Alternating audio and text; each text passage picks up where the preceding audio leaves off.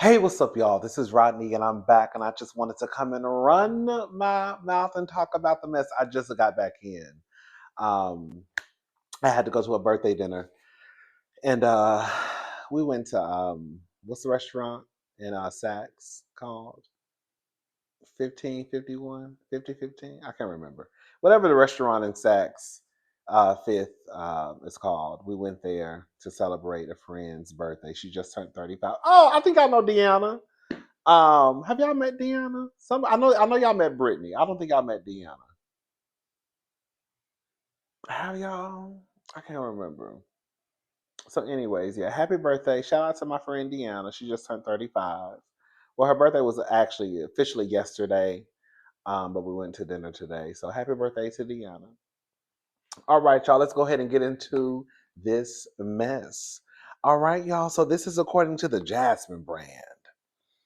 So Megan Thee Stallion seeks $6,000 in sanctions and dismissal of lawsuit filed by former photographer over alleged hostile work environment. Remember, we already talked about this. Um, well, the lawsuit. Meg Thee Stallion's lawyers are taking action in the ongoing lawsuit filed by former photographer Emilio Garcia. The rapper's legal team is requesting $6,000 in sanctions after Garcia's attorney failed to appear at a court hearing last week.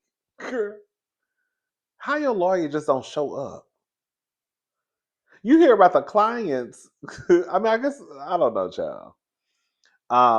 They are also asking that the case be dismissed without prejudice. They've also pointed out that Garcia's lawyer isn't authorized to practice in New York, meaning he can't lawfully represent the case without proper counsel in the state. In addition to the sanctions, Megan's team is asking for the lawsuit to be dismissed, citing the failure of Garcia's legal representation to comply with the necessary legal requirements.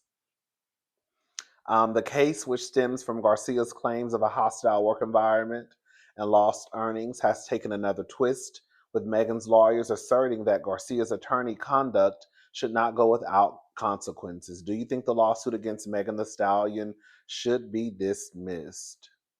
Listen, whatever that boy's owed, if he's owed anything, I hope he receives, his money. At the end of the day, a lawyer's job, from what I understand, correct me if I'm wrong, is to make sure that they win. So I'm sure that Meg Thee Stallion's team is going to make sure they do whatever they need to do in whatever case to make sure that she wins, as if it was the opposite side. I don't know why his lawyer did not show up show up for court. I don't know if he got stuck at the airport, girl. I don't know. She, he, they. I don't know. Um, if he's owed money, I hope he gets his money though. Is there a chance that Meg Thee Stallion did not know the ins and outs of his paycheck, or how much he was getting paid, even though he was a photographer, her personal photographer? I could still see Meg not really knowing. At the end of the day, it doesn't matter because it's always going to fall on you. The person whose name is on the marquee is going to fall on them. So even if you didn't know, even if you were not there when it was whatever pay was being negotiated, um, it's still going to fall on you. So again, hopefully, he gets what he deserves. But it's Meg ain't rich. I mean, she ain't got unlimited funds, but Meg has a team behind her, and I'm sure that boy ain't got no money or got the access that Meg has access to. So you have to always keep in mind when you're going against, you know, a celebrity, some of these celebrities, that girl, it really is the machine behind them. And that machine is probably Rock Nation. You know what I'm saying? Like, I think sometimes people just look at it as, oh, I'm gonna sue so and so. Girl, you're gonna sue so and so. But girl, they're gonna make sure that whatever they can do to help the person that's connected to them, they're gonna win. You know what I'm saying? I think that's when people say you're going against a machine. It's the people the access they have behind them. So, like I said, girl, you're just not going against Meg Thee Stallion. You're going against Rock Nation, but I'm just saying. Anyways, let's move on. Okay, so we've talked about DJ Mustard and his ex-wife a few times on this channel. So this is according to TMZ.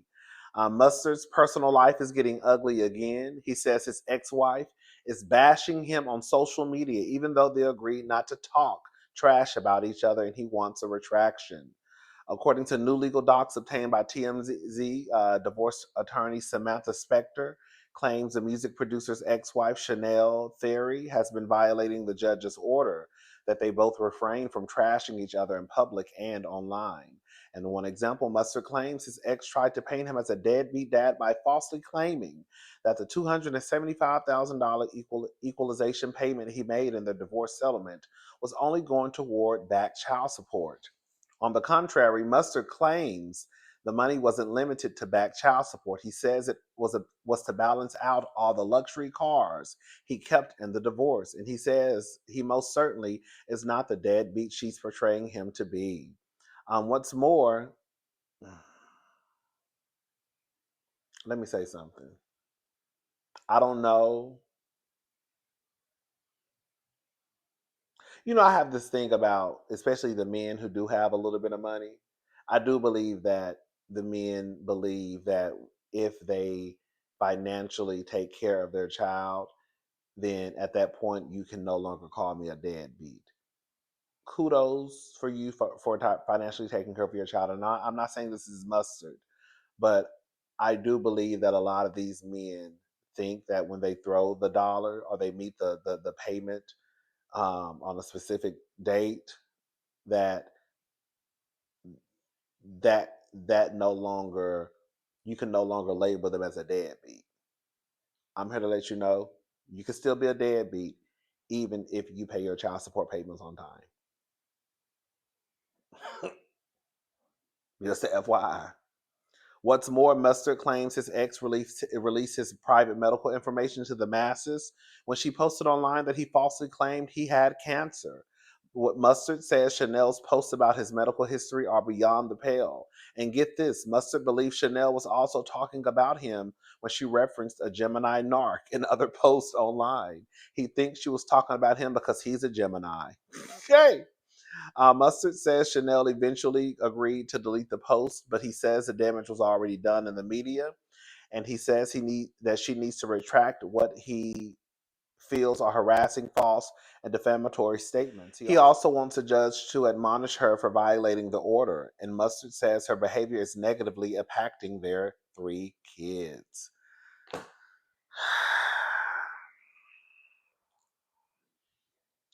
I don't know. Girl, the first thing I said was, "What, girl? Well, was you lying about having cancer?" That's the first thing I want to know. Listen, I hope Chanel.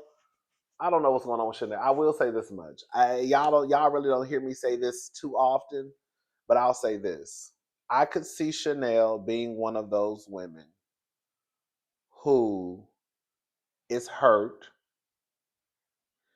I think Chanel and that man were together for a very long time before they got married, and then out the blue, he filed for divorce. Girl, y'all should have just stayed boyfriend and girlfriend.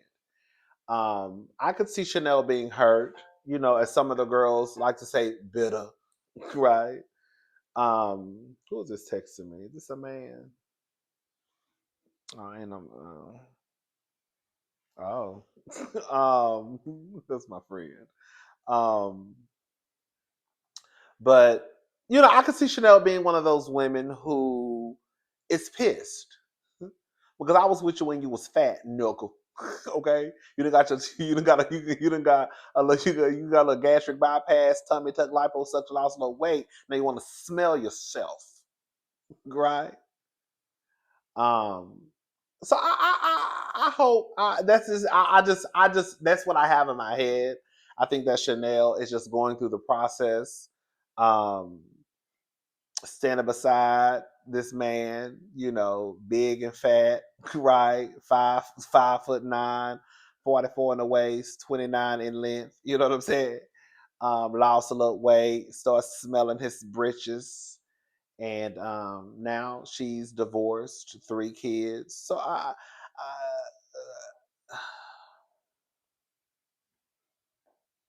hope she can just girl, just stop talking about it. If you are talking about that man, just stop talking about that man because I'm not gonna lie, it sounds like whatever lawyer he has, girl, she not playing no games. Because in that divorce, she walked away with a little something. I wasn't, it was enough for her to, flip some stuff, make some stuff happen.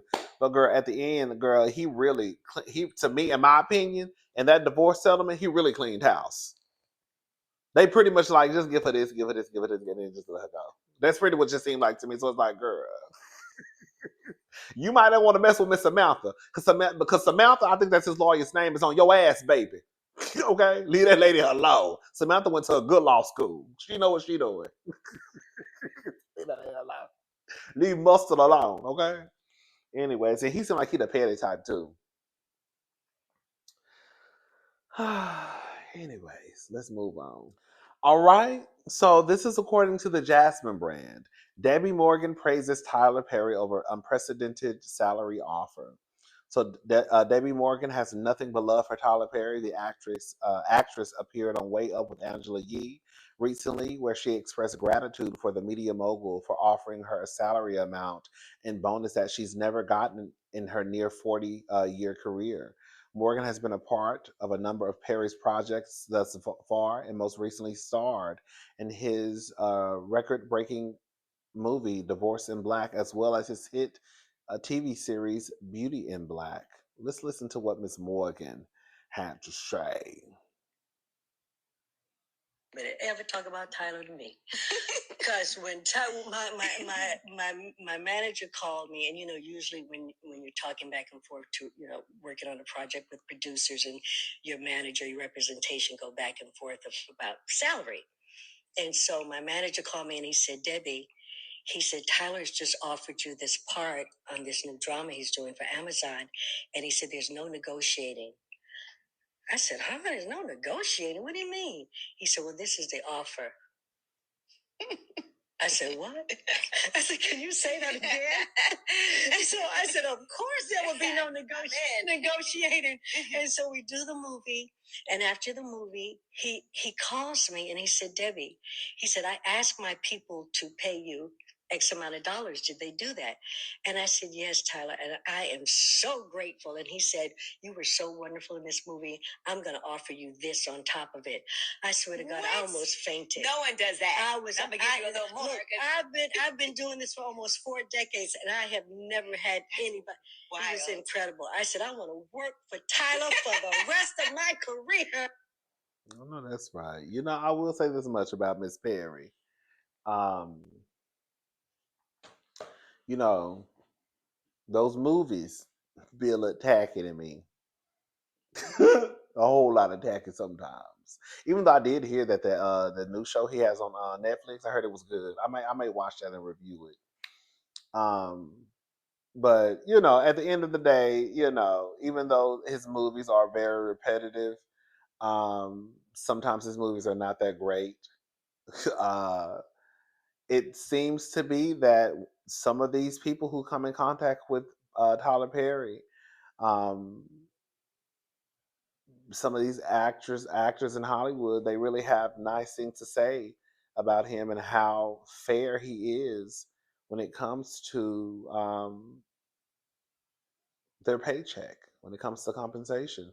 So, for that, you can never read Tyler for something like that, because for this woman to have been in the business for 40 years and she's this excited over her paycheck, she'll let you know that, girl, she probably been making pennies this whole time. You know what I'm saying? Which is so sad.